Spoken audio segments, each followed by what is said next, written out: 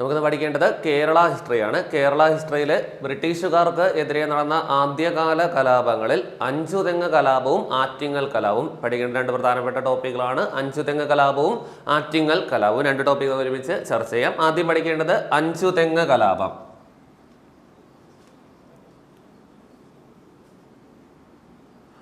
അഞ്ചുതെങ്ങ് കലാപം കേരളത്തിൽ ബ്രിട്ടീഷുകാർക്ക് എതിരെ നടന്ന ആദ്യ കലാപമാണ് അഞ്ചുതെങ്ങ് കലാപം എന്ന പേരിൽ അറിയപ്പെടുന്നത്. വർഷം 1697 അഞ്ചുതെങ്ങ് കലാപം പ്രീവിയസ് ആയിട്ട് ചോദിച്ചിട്ടുണ്ട്. അഞ്ചുതെങ്ങ് കലാപം നടന്ന വർഷം 1697. കേരളത്തിൽ ബ്രിട്ടീഷുകാർക്ക് എതിരെ നടന്ന ആദ്യ കലാപം അഞ്ചുതെങ്ങ് കലാപം എന്ന പേരിൽ അറിയപ്പെടുന്നു. അഞ്ചുതെങ്ങ് കലാപം നടന്ന ജില്ല തിരുവനന്തപുരം ജില്ലയാണ്. അഞ്ചുതെങ്ങ് കലാപം നടന്ന ജില്ല തിരുവനന്തപുരം ജില്ല എന്ന കാര്യം ഓർമ്മയിട്ട് വയ്ക്കാം. അഞ്ചുതെങ്ങ് കലാപ സമയത്ത് അഞ്ചുതെങ്ങ് ഏത് നാട്ടുരാജ്യത്തിന്റെ ഭാഗമായിരുന്നു? കലാപ സമയത്ത് അഞ്ചുതെങ്ങ് എന്ന പ്രദേശം ഏത് നാട്ടുരാജ്യത്തിന്റെ ഭൂപ്രദേശമായിരുന്നു? ഓർമ്മയിട്ട് വയ്ക്കാം, വേണാട്. വേണാടിന്റെ ഭാഗമായിരുന്നു. കലാപ സമയത്ത് അഞ്ചുതെങ്ങ് വേണാടിന്റെ ഭാഗമായിരുന്നു. അവിടെയും PSC അടുത്ത കാലത്ത് പ്രീവിയസ് ചോദ്യമുണ്ട്. വേണാട് നാട്ടുരാജ്യത്തിന്റെ ആസ്ഥാനം എവിടെയാണ്? കൊല്ലം ജില്ലയാണ്. വേണാടിന്റെ ആസ്ഥാനം കൊല്ലം ജില്ല എന്ന കാര്യം കൂടി ഓർമ്മയിട്ട് വയ്ക്കാം. ഇത്രയും കാര്യം ഒന്നുകൂടി പറയാം. കേരളത്തിൽ ബ്രിട്ടീഷുകാർക്ക് എതിരെ നടന്ന ആദ്യ കലാപം അഞ്ചുതെങ്ങ് കലാപം എന്ന പേരിൽ അറിയപ്പെടുന്നു.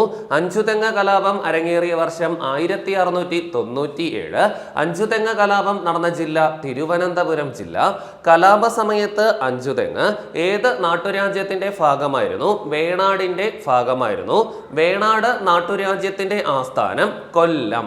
പിൻകാലത്ത് തിരുവിതാംകൂർ എന്ന പേരിൽ ശക്തി പ്രാപിച്ച നാട്ടുരാജ്യം എന്ന് ചോദിച്ചാലും വേണാടാണ്. പിൻകാലത്ത് തിരുവിതാംകൂർ എന്ന പേരിൽ ശക്തി പ്രാപിച്ച നാട്ടുരാജ്യം ഏത്? ആൻസർ വേണാട് എന്ന കാര്യം ഓർമ്മിക്കാം. അവിടെയും പഠിച്ചു വയ്ക്കാം. തിരുവിതാംകൂർ രാജവംശം സ്ഥാപിച്ച വ്യക്തി മുൻകാല ചോദ്യമാണ്. തിരുവിതാംകൂർ രാജവംശത്തിന്റെ സ്ഥാപകൻ അനിഴം തിരുനാൾ മാർത്താണ്ഡവർമ്മ. തിരുവിതാംകൂർ രാജവംശത്തിന്റെ സ്ഥാപകൻ ഒരുപാട് തവണ പ്രീവിയസ് ആയിട്ട് വന്നിട്ടുണ്ട്. അനിഴം തിരുനാൾ മാർത്താണ്ഡവർമ്മ. സ്ഥാപിച്ച വർഷം 1729. തിരുവിതാംകൂർ രാജവംശം സ്ഥാപിതമായ വർഷം 1729. അവിടെയും ഓർമ്മയിട്ട് വയ്ക്കാം. തിരുവിതാംകൂർ രാജവംശത്തിന്റെ ഭരണകാലഘട്ടം ഒന്ന് ജസ്റ്റ് ഒന്ന് ഓർമ്മിക്കാം. 1729 മുതൽ 1949 വരെ തിരുവിതാംകൂറിൽ ഭരണം നടത്തിയ ആകെ രാജാക്കന്മാരുടെ എണ്ണം പ്രീവിയസ് ആയിട്ട് ചോദ്യമുണ്ട്. തിരുവിതാംകൂറിൽ ഭരണം നടത്തിയ ആകെ രാജാക്കന്മാരുടെ എണ്ണം 12 പേരാണ്. അതായത് 1729-നും 1949-നും ഇടയിൽ തിരുവിതാംകൂറിൽ ഭരണം നടത്തിയ രാജാക്കന്മാരുടെ എണ്ണം 12 പേരാണ്. 12 പേരിൽ എത്ര വനിതകൾ ഉണ്ടായിരുന്നു? അതിൽ 3 പേർ വനിതകൾ ആയിരുന്നു. ആകെ 12 ഭരണാധികാരികൾ, അതിൽ 3 പേർ വനിതകൾ ആയിരുന്നു. ക്ലിയർ ആക്കി വയ്ക്കാം. അപ്പോൾ ഓർമ്മയിട്ട് വയ്ക്കാം. പിൻകാലത്ത് തിരുവിതാംകൂർ എന്ന പേരിൽ ശക്തി പ്രാപിച്ച നാട്ടുരാജ്യം ഏതാണ്? ആൻസർ വേണാട് ആണ്. തിരുവിതാംകൂർ രാജവംശം സ്ഥാപകൻ എന്നറിയപ്പെടുന്ന വ്യക്തി അനിഴം തിരുനാൾ മാർത്താണ്ഡവർമ്മ. തിരുവിതാംകൂർ രാജവംശം സ്ഥാപിതമായ വർഷം 1729. തിരുവിതാംകൂർ രാജവംശത്തിന്റെ ഭരണകാലഘട്ടം 1729 മുതൽ 1949 വരെ ആകെ ഭരണം നടത്തിയ രാജാക്കന്മാരുടെ എണ്ണം 12 പേര് പ്രീവിയസ് ആണ്. അതിൽ 12-ൽ എത്ര വനിതകൾ ഉണ്ടായിരുന്നു? തിരുവിതാംകൂറിൽ ഭരണം നടത്തിയ വനിതകളുടെ എണ്ണം 3 പേരാണ്. വനിതകളുടെ എണ്ണം തിരിയരുത്. ആകെ 12 പേർ, അതിൽ 3 പേർ വനിതകൾ എന്ന കാര്യം 3 വനിതകളുടെ പേര് കൂടി ജസ്റ്റിന്റെ കൂട്ടം തന്നെ ഓർമ്മയിട്ട് വയ്ക്കാം. ഒന്നാമത്തെ ആദ്യ വനിതയുടെ പേര് റാണി ഗൗരി ലക്ഷ്മിയാണ്. റാണി ഗൗരി ലക്ഷ്മി ഭായ്. റാണി ഗൗരി ലക്ഷ്മി ഭായ്. രണ്ടാമത്തെ തിരുവിതാംകൂറിലെ രണ്ടാമത്തെ വനിതാ ഭരണാധികാരിയുടെ പേര് റാണി ഗൗരി പാർവതി. റാണി ഗൗരി പാർവതി ഭായ്. രണ്ടുപേരും സഹോദരിമാരാണ്. പേരുകൾ അടുത്തടുത്ത് ചെറിയ വ്യത്യാസമുള്ളൂ. അതുകൊണ്ട് അവർ തമ്മിൽ തിരിയാതെ ഓർക്കാം. എപ്പോൾ ചോദിച്ചാലും ഇവർ രണ്ടുപേരും ഓപ്ഷനിൽ ഉണ്ടായിരിക്കും. ഇപ്പോൾ ഓർമ്മയിട്ട് വയ്ക്കാം. തിരുവിതാംകൂറിൽ ആകെ ഭരണം നടത്തിയ വനിതകളുടെ എണ്ണം 3 പേർ. ആദ്യ വനിതയുടെ പേര് റാണി ഗൗരി ലക്ഷ്മി ഭായ്. രണ്ടാമത്തെ വനിതാ ഭരണാധികാരിയുടെ പേര് റാണി ഗൗരി പാർവതി ഭായ്. മൂന്നാമത്തെ വനിതാ ഭരണാധികാരി റാണി സേതു. റാണി സേതു ലക്ഷ്മി ഭായ്. മൂന്നാമത്തെ വനിതാ ഭരണാധികാരിയുടെ പേര് റാണി സേതു ലക്ഷ്മിഭായ് എന്ന കാര്യം കൂടി ഓർമ്മയിട്ട് വയ്ക്കാം. ഇവർക്കും അഞ്ചുതെങ്ങ് കലാപം നടക്കുന്ന സമയത്തെ വേണാടിലെ ഭരണാധികാരി ആരായിരുന്നു? ആൻസർ ഉമയമ്മ റാണി. ഇവർ ഉമയമ്മ റാണി ചരിത്രത്തിൽ അറിയപ്പെടുന്ന മറ്റൊരു പേര് കൂടി ഓർമ്മയിട്ട് വയ്ക്കാം, ആറ്റിങ്ങൽ റാണി. ഉമയമ്മ റാണി അറിയപ്പെടുന്ന മറ്റൊരു പേരാണ് ആറ്റിങ്ങൽ റാണി എന്ന കാര്യം കൂടി ഓർമ്മയിട്ട് വയ്ക്കാം. ഈ അഞ്ചുതെങ്ങ് കലാപം എന്തിനു വേണ്ടിയാണ് കേരളത്തിൽ അരങ്ങേറിയത് എന്ന് പഠിക്കാൻ വേണ്ടി ബ്രിട്ടീഷുകാർ, അതായത് യൂറോപ്യന്മാർ ഇന്ത്യയിൽ വന്നതുമായി ബന്ധപ്പെട്ട കുറച്ചു കാര്യങ്ങൾ ആധികാരികമായിട്ട് കുറച്ചെന്നാണ് ഏറ്റവും പ്രധാനമായിട്ട് കുറച്ച് കാര്യങ്ങൾ അറിഞ്ഞിട്ടുണ്ട്. എന്നാൽ നമുക്ക് കൃത്യമായിട്ട് ഈ കലാപം എന്തിനാണ് അരങ്ങേറിയത്, ഇതിന്റെ തുടർച്ചയായിട്ട് എന്തിനു വേണ്ടിയാണ് ആറ്റിങ്ങൽ കലാപം അരങ്ങേറിയത്, എന്തിനാണ് ബ്രിട്ടീഷുകാർക്കെതിരെ ചെറുത്തുനിൽപ്പ് ആരംഭിച്ചത് തുടങ്ങിയ കാര്യങ്ങൾ നമുക്ക് കൃത്യമായിട്ട് മനസ്സിലാക്കാൻ കഴിയുള്ളൂ. അപ്പൊ നമുക്ക് അതാണ് യൂറോപ്യന്മാർ ഇന്ത്യയിൽ എത്തിയതുമായി ബന്ധപ്പെട്ട കുറച്ചു കാര്യങ്ങൾ ശ്രദ്ധേയമായി ഓർമ്മയിട്ട് വയ്ക്കുക. അപ്പൊ ആധുനിക ഇന്ത്യ ചരിത്രം അല്ലെങ്കിൽ ആധുനിക കേരള ചരിത്രത്തിന് തന്നെ ആരംഭം കുറിക്കാൻ കാരണമായ സംഭവം എന്ത് എന്ന് ചോദിച്ചാൽ യൂറോപ്യന്മാരുടെ വരവാണ്. ആരുടെ വരവാണ്? യൂറോപ്യന്മാരുടെ വരവ് ഇന്ത്യയുടേതായാലും കേരളത്തിന്റെ ആയാലും സാമൂഹിക, സാംസ്കാരിക, വിദ്യാഭ്യാസ, മതരംഗത്തെല്ലാം വളരെയധികം പരിവർത്തനങ്ങൾക്ക് വരാൻ കാരണമായത് ആരുടെ വരവ് എന്ന് ചോദിച്ചാൽ യൂറോപ്യന്മാരുടെ വരവ് തന്നെയാണ്. യൂറോപ്യന്മാർ ഇന്ത്യയിലേക്ക് എത്തിച്ചേരാനുള്ള പ്രധാനപ്പെട്ട കാരണം ഇന്ത്യയുമായിട്ട് കച്ചവട ബന്ധം, അതായത് ഇന്ത്യയുമായിട്ട് കുരുമുളക്, അതായത് അവരുടെ സാംസ്കാരിക രംഗമായിരുന്നാണ് സുഗന്ധ വ്യഞ്ജനങ്ങളുടെ വ്യാപാരം നേടിയെടുക്കുക എന്ന ലക്ഷ്യത്തോടു കൂടിയാണ് യൂറോപ്യൻ ശക്തികൾ ഇന്ത്യയിലേക്ക് എത്തിച്ചേർന്നത്. ഇവിടെ പ്രധാനമായും ഒരു 4 യൂറോപ്യൻ രാജ്യങ്ങൾ ഇന്ത്യയിൽ എത്തിച്ചേർന്നിട്ടുണ്ട്. അവ ചോദിച്ചിട്ടുണ്ട്. അപ്പൊ യൂറോപ്യന്മാർ ഇന്ത്യയിൽ എത്തിച്ചേർന്ന ക്രമം പഠിച്ചിരിക്കണം. പ്രീവിയസ് ആയിട്ട് ചോദിച്ചിട്ടുണ്ട് യൂറോപ്യന്മാർ ഇന്ത്യയിൽ എത്തിയ ക്രമം. അപ്പോൾ ആദ്യം എത്തി യൂറോപ്യൻ ശക്തി പോർച്ചുഗീസുകാരാണ്. ഇന്ത്യയിൽ കച്ചവടത്തിനായി എത്തിച്ചേർന്ന ആദ്യത്തെ യൂറോപ്യൻ ശക്തി ആര്? ആൻസർ പോർച്ചുഗീസുകാർ. കച്ചവടത്തിനായി ഇന്ത്യയിൽ എത്തിച്ചേർന്ന രണ്ടാമത്തെ യൂറോപ്യൻ ശക്തി ആര്? ആൻസർ ഡച്ചുകാരാണ്. ഇന്ത്യയിൽ കച്ചവടത്തിനായി എത്തിച്ചേർന്ന എത്രാമത്തെ യൂറോപ്യൻ ശക്തിയാണ്? ബ്രിട്ടീഷുകാർ. ആൻസർ മൂന്നാമത്തെ യൂറോപ്യൻ ശക്തി. അപ്പൊ മൂന്നാമത്തത് ബ്രിട്ടീഷുകാരാണ്. ഇനി ഒടുവിലായി എത്തിയ യൂറോപ്യന്മാരാണ് ഫ്രഞ്ചുകാർ.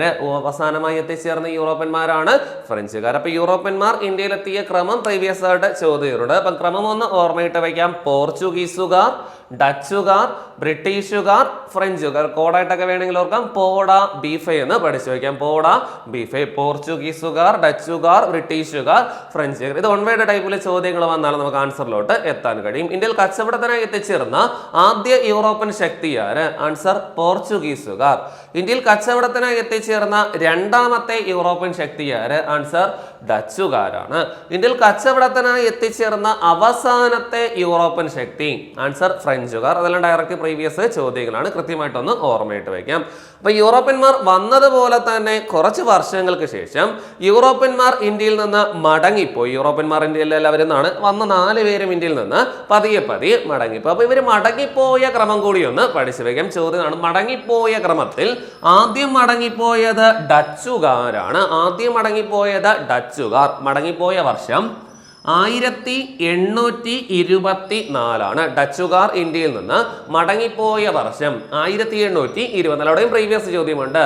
ഇന്ത്യയിൽ കച്ചവടത്തിനായി രണ്ടാമത് എത്തുകയും ഇന്ത്യയിൽ നിന്ന് ആദ്യം മടങ്ങിപ്പോവുകയും ചെയ്ത യൂറോപ്യൻ ശക്തിയാര്? ആൻസർ ഡച്ചുകാരാണ്. ഇന്ത്യയിൽ നിന്ന് രണ്ടാമത് മടങ്ങിപ്പോയത് ബ്രിട്ടീഷുകാരാണ്. നമുക്ക് സ്വാതന്ത്ര്യത്തോടുകൂടി ബ്രിട്ടീഷുകാർ മടങ്ങിപ്പോകുന്നു വർഷം അറിയാം, 1947. മൂന്നാമത് മടങ്ങിപ്പോയത് ഫ്രഞ്ചുകാരാണ്. ഫ്രഞ്ചുകാർ മടങ്ങിപ്പോയ വർഷം 1954. അവിടെ ഡയറക്റ്റ് ചോദ്യമാണ്. ഫ്രഞ്ചുകാർ ഇന്ത്യയിൽ നിന്ന് മടങ്ങിപ്പോയ വർഷം ഏത്? 1954. ഫ്രഞ്ചുകാരുടെ ഇന്ത്യയിലെ ആസ്ഥാനം പോണ്ടിച്ചേരി. ഫ്രഞ്ചുകാരുടെ ഇന്ത്യയിലെ ആസ്ഥാനം കൂടി പഠിച്ചു വയ്ക്കാം. അതാണ് പോണ്ടിച്ചേരി. അത് മുൻകാലമായിട്ട് വന്നിട്ടുണ്ട്. പോണ്ടിച്ചേരി നിലവിൽ അറിയപ്പെടുന്ന പേര് എന്ത്? പോണ്ടിച്ചേരി നിലവിൽ ഇപ്പോൾ അറിയപ്പെടുന്ന പേര് പുതുച്ചേരി. പോണ്ടിച്ചേരി പുതുച്ചേരി എന്ന പേരിൽ അറിയപ്പെടാൻ തുടങ്ങിയത് 2006 മുതലാണ്. 2006 മുതൽ. അപ്പോൾ ഫ്രഞ്ചുകാരുടെ ഇന്ത്യയിലെ ആസ്ഥാനമാണ് പോണ്ടിച്ചേരി. പോണ്ടിച്ചേരി ഒരു കേന്ദ്രഭരണ പ്രദേശമാണ്. പോണ്ടിച്ചേരി നിലവിൽ അറിയപ്പെടുന്ന പേര് പുതുച്ചേരി എന്നാണ്. പോണ്ടിച്ചേരിയുടെ പേര് പുതുച്ചേരി എന്നായി മാറിയ വർഷം 2006. ഫ്രഞ്ചുകാർ മടങ്ങിപ്പോയ വർഷം 1954. ഇനി അവസാനമായി മടങ്ങിപ്പോയത് പ്രധാനമാണ്. അവസാനമായിട്ടാണ് പോർച്ചുഗീസുകാർ മടങ്ങിപ്പോകുന്നത്. വർഷം 1961. അപ്പൊ നമ്മൾ വന്ന ക്രമം കൃത്യമായിട്ട് പഠിച്ചു. യൂറോപ്യന്മാർ മടങ്ങിപ്പോയ ക്രമം പ്ലസ് അതിനോടൊപ്പം വർഷവും പഠിച്ചു. അപ്പൊ യൂറോപ്യന്മാർ മടങ്ങിപ്പോയ ക്രമത്തിൽ ആദ്യം മടങ്ങിപ്പോയത് ഡച്ചുകാർ, രണ്ടാമത് മടങ്ങിപ്പോയത് ബ്രിട്ടീഷുകാർ, മൂന്നാമത് മടങ്ങിപ്പോയത് ഫ്രഞ്ചുകാർ, ഒടുവിലായി മടങ്ങിപ്പോയത് പോർച്ചുഗീസുകാർ. പോർച്ചുഗീസുകാർ മടങ്ങിപ്പോയ വർഷവും ഡയറക്റ്റ് ചോദ്യമാണ്. 1961. പോർച്ചുഗീസുകാരുടെ ഇന്ത്യയിലെ ആസ്ഥാനം കൂടി പഠിച്ചു വയ്ക്കാം. ഗോവയാണ്. അതും പ്രീവിയസ് ആണ്. പോർച്ചുഗീസുകാരുടെ ഇന്ത്യയിലെ ആസ്ഥാനം ഏതായിരുന്നു? ഗോവയായിരുന്നു. അപ്പൊ ഈ ഗോവ വിമോചിക്കാൻ വേണ്ടി അല്ലെങ്കിൽ ഇന്ത്യയിൽ പോർച്ചുഗീസുകാരുടെ ആധിപത്യം പൂർണ്ണമായി ഇല്ലാതാക്കാൻ വേണ്ടി ഇന്ത്യൻ സേന സ്വീകരിച്ച സൈനിക നടപടിയുടെ പേര് ഓപ്പറേഷൻ വിജയ് ആണ്. ഗോവ വിമോചനത്തിന് വേണ്ടി ഇന്ത്യൻ സേന നടത്തിയ സൈനിക നടപടി എന്ന് ചോദിച്ചാലും 1999 കാർഗിൽ യുദ്ധ സമയത്ത് കാർഗിൽ പിടിച്ചെടുക്കാൻ ഇന്ത്യൻ സേന നടത്തിയ സൈനിക നടപടി എന്ന് ചോദിച്ചാലും ആൻസർ ഓപ്പറേഷൻ വിജയ് ആണ്. അവിടെ ഒരു മുൻകാല ചോദ്യം കൂടി ഓർമ്മയിട്ട് വയ്ക്കാം. കാർഗിൽ യുദ്ധം നടന്ന വർഷം 1999. ഇന്ത്യയും പാകിസ്ഥാനും തമ്മിൽ നടന്ന ഒരു പോരാട്ടമാണ് കാർഗിൽ യുദ്ധം 1999 എന്ന കാര്യം ഓർമ്മയിട്ട് വയ്ക്കുമ്പോൾ യൂറോപ്യന്മാർ വന്ന ക്രമമായി യൂറോപ്യന്മാർ മടങ്ങിപ്പോയ ക്രമവും പഠിച്ചു. ക്ലിയർ. അടുത്ത പഠിക്കേണ്ടത് ഈ യൂറോപ്യൻ രാജ്യങ്ങൾ, ഈ യൂറോപ്യൻ ശക്തികൾ ഇന്ത്യയിൽ അറിയപ്പെട്ട പ്രാദേശിക പേരുകൾ പഠിക്കുന്നത്. ഇവരെല്ലാവരും ഇന്ത്യയിൽ ഓരോരോ പ്രാദേശിക നാമങ്ങളിൽ അറിയപ്പെട്ടു. ആ പേരുകൾ പഠിച്ചിരിക്കണം. പോർച്ചുഗീസുകാർ ഇന്ത്യയിൽ അറിയപ്പെട്ട പ്രാദേശിക പേര് ഒട്ടനവധി തവണ പ്രീവിയസ് ആയിട്ട് ചോദിച്ചിട്ടുണ്ട്. പോർച്ചുഗീസുകാർ ഇന്ത്യയിൽ അറിയപ്പെട്ട പ്രാദേശിക പേര് പറങ്കികൾ.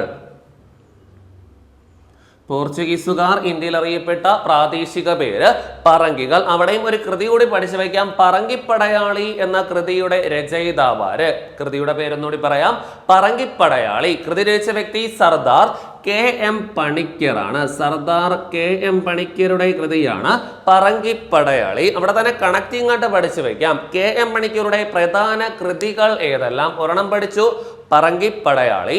രണ്ടാമത്തത് കേരള സിംഹം. മൂന്നാമത്തത് ഹിസ്റ്ററി ഓഫ് കേരള. ഈ 3 കൃതികളും രചിച്ച വ്യക്തിയാര്? ആൻസർ സർദാർ KM പണിക്കർ എന്ന കാര്യം ഓർമ്മയിട്ട് വയ്ക്കാം. അടുത്ത ഓർക്കാം, ഡച്ചുകാരാണ് ഇന്ത്യയിൽ അറിയപ്പെട്ട പ്രാദേശിക പേര്. ഡച്ചുകാർ അറിയപ്പെട്ട പ്രാദേശിക പേര് ലന്തക്കാർ. ഡച്ചുകാർ ഇന്ത്യയിൽ അറിയപ്പെട്ട പ്രാദേശിക പേര് ലന്തക്കാർ എന്ന പേരിൽ അറിയപ്പെട്ടു. എന്നാൽ ബ്രിട്ടീഷുകാർ ഇന്ത്യയിൽ അറിയപ്പെട്ട പ്രാദേശിക പേര് എന്ത്?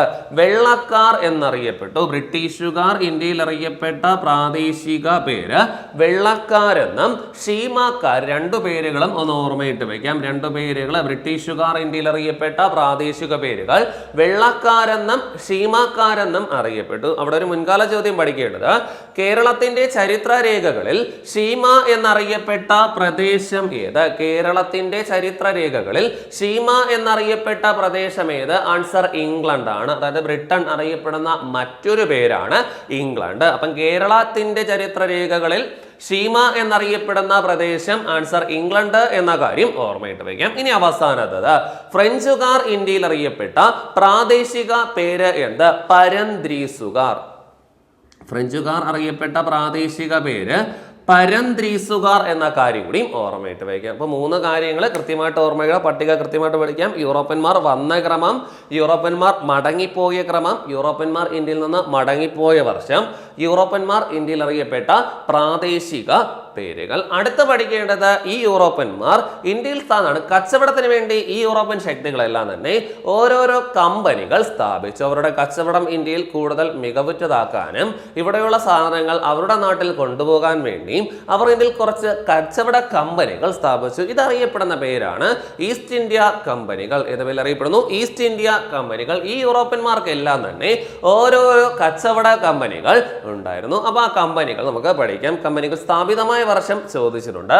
പോർച്ചുഗീസ് ഈസ്റ്റ് ഇന്ത്യ കമ്പനി സ്ഥാപിതമായ വർഷം 1600. പോർച്ചുഗീസ് ഈസ്റ്റ് ഇന്ത്യ കമ്പനി സ്ഥാപിതമായ വർഷം 1628. പോർച്ചുഗീസ് ഈസ്റ്റ് ഇന്ത്യ കമ്പനി സ്ഥാപിതമായ വർഷം 1628 ആണ്. അടുത്ത പഠിക്കാം, ഡച്ച് ഈസ്റ്റ് ഇന്ത്യ കമ്പനി സ്ഥാപിതമായ വർഷം 1602 ഡച്ച് ഈസ്റ്റ് ഇന്ത്യ കമ്പനി 1602 അടുത്ത പ്രധാനമാണ്, പ്രീവിയസ് ആയിട്ട് ചോദിച്ചിട്ടുണ്ട്. ഇംഗ്ലീഷ് ഈസ്റ്റ് ഇന്ത്യ കമ്പനി സ്ഥാപിതമായ വർഷം 1600 പ്രത്യേകതയുണ്ട്.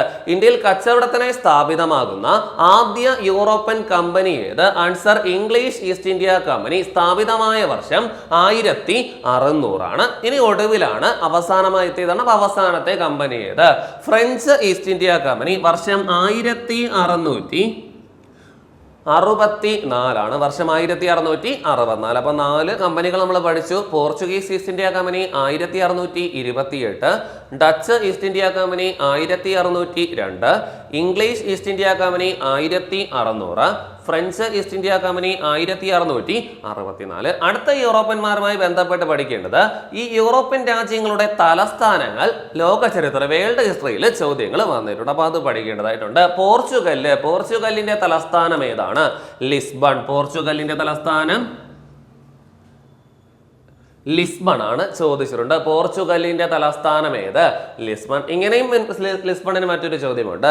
വാസ്കോഡ ഗാമ ഇന്ത്യയിലേക്കുള്ള ഐതിഹാസിക യാത്രയ്ക്ക് ആരംഭം കുറിച്ച സ്ഥലം ഏത്? ആൻസർ ലിസ്ബൺ തന്നെയാണ്. പോർച്ചുഗലിന്റെ തലസ്ഥാനമാണ് ലിസ്ബൺ എന്ന കാര്യം ഓർമ്മയിട്ട് വയ്ക്കാം. ഇവിടെ കായിക മേഖലയിൽ പോർച്ചുഗലിനും ഒരു പ്രീവിയസ് ചോദ്യമുണ്ട്. ഫുട്ബോൾ താരമായ ക്രിസ്ത്യാനോ റൊണാൾഡോയുടെ ജന്മരാജ്യം ഏത്? ഫുട്ബോൾ താരമായ ക്രിസ്ത്യാനോ റൊണാൾഡോയുടെ ജന്മരാജ്യം ഏത്? ആൻസർ പോർച്ചുഗൽ എന്ന് പഠിച്ചിരിക്കാം. അടുത്ത പഠിക്കാം, ഡച്ചുകാരാണ്. ഡച്ചുകാർ അറിയപ്പെടുന്ന മറ്റൊരു പേരാണ് നെതർലൻഡുകാർ. ഡച്ചുകാർ അറിയപ്പെടുന്ന മറ്റൊരു പേരാണ് നെതർലൻഡുകാർ. ഈ നെതർലൻഡിന്റെ തലസ്ഥാനം ഏതാണ്? നെതർലൻഡിന്റെ തലസ്ഥാനം ആംസ്റ്റർഡാം ആണ്. മുൻകാല ചോദ്യം. നെതർലൻഡിന്റെ തലസ്ഥാനം ആംസ്റ്റർഡാം എന്ന കാര്യം ഓർമ്മയിട്ട് വയ്ക്കാം. അടുത്ത നമ്മൾ നേരത്തെ ഓൾറെഡി പറഞ്ഞു, ബ്രിട്ടീഷുകാർ അറിയപ്പെടുന്ന മറ്റൊരു പേര് ഇംഗ്ലീഷുകാരാണ്. അപ്പൊ ഇംഗ്ലണ്ടിന്റെ തലസ്ഥാനം ഏത്? ലണ്ടൻ ആണ്. ഇംഗ്ലണ്ടിന്റെ തലസ്ഥാനം ലണ്ടൻ. അതും പ്രീവിയസ് ചോദ്യമാണ്. ഇംഗ്ലണ്ടിന്റെ തലസ്ഥാനം ഏത്? ലണ്ടൻ ആണ്. ഇനി അവസാനത്തത് ഫ്രാൻസ്. ഫ്രാൻസിന്റെ തലസ്ഥാനം പാരീസ് ആണ്. അതും പ്രീവിയസ് ആയിട്ട് വന്നിട്ടുണ്ട്. ഫ്രാൻസിന്റെ തലസ്ഥാനം പാരീസ് ആണ്. ക്ലിയർ. ഒപ്പം യൂറോപ്യൻ രാജ്യങ്ങളുടെ തലസ്ഥാനങ്ങൾ നമുക്ക് ഒന്നുകൂടി പറയാം. പോർച്ചുഗലിന്റെ തലസ്ഥാനം ലിസ്ബൺ ആണ്. ഡച്ചുകാര് അറിയപ്പെടുന്ന മറ്റൊരു പേര് നെതർലൻഡുകാർ. നെതർലൻഡിന്റെ തലസ്ഥാനം ആംസ്റ്റർഡാം. ബ്രിട്ടീഷുകാർ അറിയപ്പെടുന്ന മറ്റൊരു പേര് ഇംഗ്ലീഷുകാർ. ഇംഗ്ലണ്ടിന്റെ തലസ്ഥാനം ലണ്ടൻ ആണ്. ഫ്രാൻസിന്റെ തലസ്ഥാനം പാരീസ്. ഫ്രാൻസിന്റെ തലസ്ഥാനം പാരീസ് ആണ്. അവിടെയും കണക്റ്റിംഗ് ആയിട്ട് ഒരു കൃതി പഠിക്കാം. ലണ്ടനും പാരീസും. കൃതിയുടെ പേര് പറഞ്ഞേ ലണ്ടനും പാരീസും എന്ന കൃതിയുടെ രചയിതാവാര്? ആൻസർ ബാരിസ്റ്റർ GP പിള്ളയാണ്. ബാരിസ്റ്റർ GP പിള്ളയുടെ ഒരു പ്രധാന കൃതിയാണ് ഏതാ? ലണ്ടനും പാരീസുമാണ്. ക്ലിയർ. അവിടെ GP പിള്ളയുടെ തന്നെ കണക്റ്റിംഗ് ആയിട്ട് ഒരു 2 കൃതികളുടെ GP പിള്ളയുടെ കൃതിയായിട്ട് പഠിച്ചപ്പോൾ ബാരിസ്റ്റർ GP പിള്ളയുടെ പ്രധാന കൃതികൾ ഏതെല്ലാം? ഒരെണ്ണം പഠിച്ചു, ലണ്ടനും പാരീസും. രണ്ടാമത്തെ കൃതി റെപ്രസെന്റേറ്റീവ് ഇന്ത്യ. മൂന്നാമത്തെ കൃതി റെപ്രസെന്റേറ്റീവ് സൗത്ത് ഇന്ത്യ. അടുത്ത കൃതിയുടെ പേര് ഇന്ത്യൻ കോൺഗ്രസ്മാൻ. ഒരു 4 കൃതി ഓർമ്മയിട്ട് വയ്ക്കാം. GP പിള്ളയുടെ പ്രധാന കൃതികളിൽ പ്രധാന രചനകൾ ഏതെല്ലാം?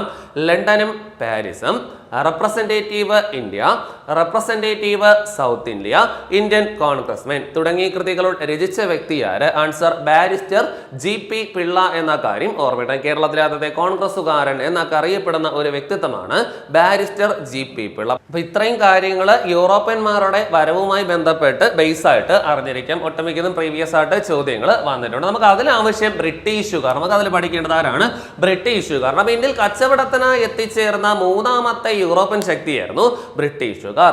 സന്ധികളിലൂടെ, അതായത് വ്യവസ്ഥകളിലൂടെ ഇന്ത്യൻ നാട്ടുരാജ്യങ്ങളുമായി വ്യാപാരത്തിൽ ഏർപ്പെട്ട യൂറോപ്യന്മാർ ആര് എന്ന് ചോദിച്ചാലും ബ്രിട്ടീഷുകാരാണ്. വ്യവസ്ഥകളിലൂടെ, അതായത് ബ്രിട്ടീഷുകാർ ഏതെങ്കിലും ഒരു നാട്ടുരാജ്യം, അതായത് നമുക്ക് ഇന്ത്യയിൽ നിന്നാണ് ഒട്ടനവധി നാട്ടുരാജ്യങ്ങളാൽ ചുറ്റപ്പെട്ട ഒരു ഭൂപ്രദേശമായിരുന്നു ഇന്ത്യ. ക്ലിയർ. ഒട്ടനവധി നാട്ടുരാജ്യം. നമുക്ക് സ്വാതന്ത്ര്യം കിട്ടുമ്പോൾ തന്നെ ഏകദേശം 565ഓളം നാട്ടുരാജ്യങ്ങൾ ഇന്ത്യയിൽ ഉണ്ടായിരുന്നു. ക്ലിയർ. അപ്പൊ നാട്ടുരാജ്യങ്ങൾ ഒട്ടനവധി ഒട്ടനവധി ഉണ്ടായിരുന്നു. അതാണ് സന്ധികളിലൂടെ, അതായത് ബ്രിട്ടീഷുകാർ ഏതെങ്കിലും ഒരു നാട്ടുരാജ്യത്ത് കച്ചവടത്തിന് വേണ്ടി വരുമ്പോൾ അവിടുത്തെ ഭരണാധികാരി വിസമ്മതിക്കുകയാണെങ്കിൽ ആ രാജ്യത്തിനും ഭരണാധികാരിക്കും വളരെയധികം പാരിതോഷികൾ പ്രഖ്യാപിച്ചുകൊണ്ട് ആ രാജ്യത്തിന്റെ വ്യാപാര അനുമതി നേടിയെടുത്തിരുന്ന ഒരു യൂറോപ്യൻ ശക്തിയായിരുന്നു ബ്രിട്ടീഷുകാർ. അതാണ് സന്ധികളിലൂടെ ഇന്ത്യൻ നാട്ടുരാജ്യങ്ങളുമായി വ്യാപാരത്തിൽ ഏർപ്പെട്ട യൂറോപ്യന്മാർ. ആൻസർ ആരാണ്? ബ്രിട്ടീഷുകാർ. ഇന്ത്യയിൽ ഒരു സാമ്രാജ്യത്വ ശക്തിയായി മാറിയ യൂറോപ്യൻ ശക്തിയാര്? ആൻസർ ബ്രിട്ടീഷുകാർ തന്നെയാണ്. അത്രയും പോയിന്റ് കൃത്യമായിട്ട് ഓർമ്മയിട്ട് വയ്ക്കാം. കച്ചവടത്തിനായി ഇന്ത്യയിൽ എത്തിച്ചേർന്ന മൂന്നാമത്തെ യൂറോപ്യൻ ശക്തി ബ്രിട്ടീഷുകാരാണ്. സന്ധികളിലൂടെ ഇന്ത്യൻ നാട്ടുരാജ്യങ്ങളുമായി വ്യാപാരത്തിൽ ഏർപ്പെട്ട യൂറോപ്യൻ ശക്തി ബ്രിട്ടീഷുകാരാണ്.